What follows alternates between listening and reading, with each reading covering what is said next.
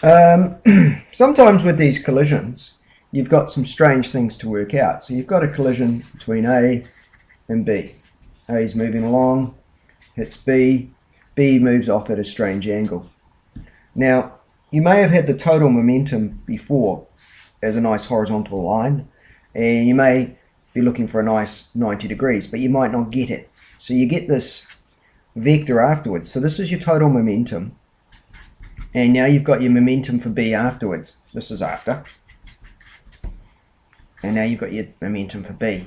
And you're trying to figure out your momentum for A. And you know that's the vector, but how are you going to calculate it? Well, you can go to your cosine rule, cos rule, or sine rule, and do it that way. That's a little bit complicated. I prefer to use components. And by components, what I mean is a vector, you can add vectors just like numbers. Just like you can go 3 plus 4 equals 7. If these two vectors, this one, momentum for A, B, and momentum for A, equal total momentum, then I can write that total momentum as a component. And what I mean is like that. I can say horizontal on top, vertical down below. So if this vector was 8 long, right? If this vector was 8 long, then it's 8 horizontal, because we'll go positive right, negative left. 8 long, 0 up, 0 down. So that's PT. That's like our 7. Now we can add our two components and figure it out. So if we've got PB, and we know PB is like 3 along and 2 up, so we go, okay, that's 3, right? This is PB, remember?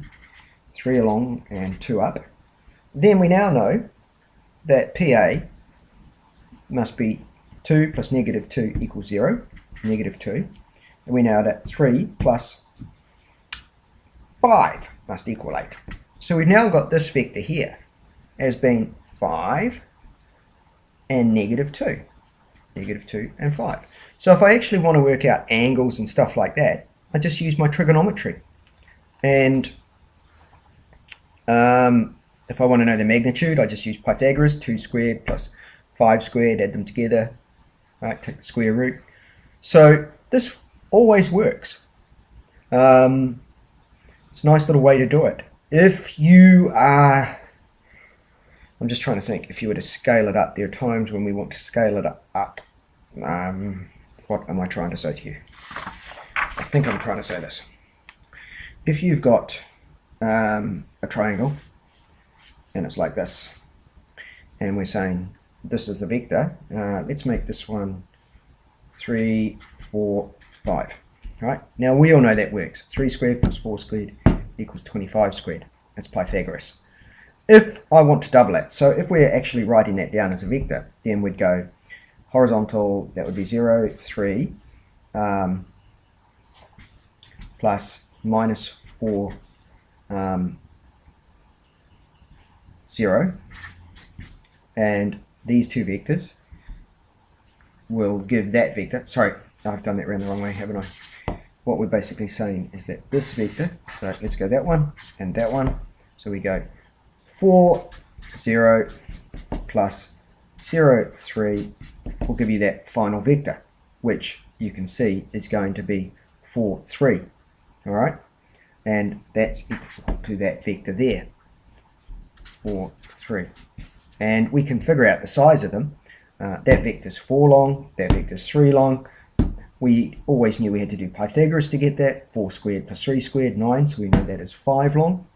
Everything working nicely. If we double that, how do you double a vector? How do you double a vector? Well, you double a vector just by multiplying. And when you multiply a vector like 4, 0, okay, 4, 0 by 2, then you double each of the components, which makes that 8, 0.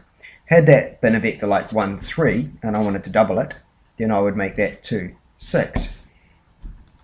And you'd have to make everything then work. For example, if I double that vector and it becomes 8, 0, then my whole thing's going to change. And I would then have 8, 0 plus 0, 3. And I would now have 8, 3. And you can see the whole angle's going to change.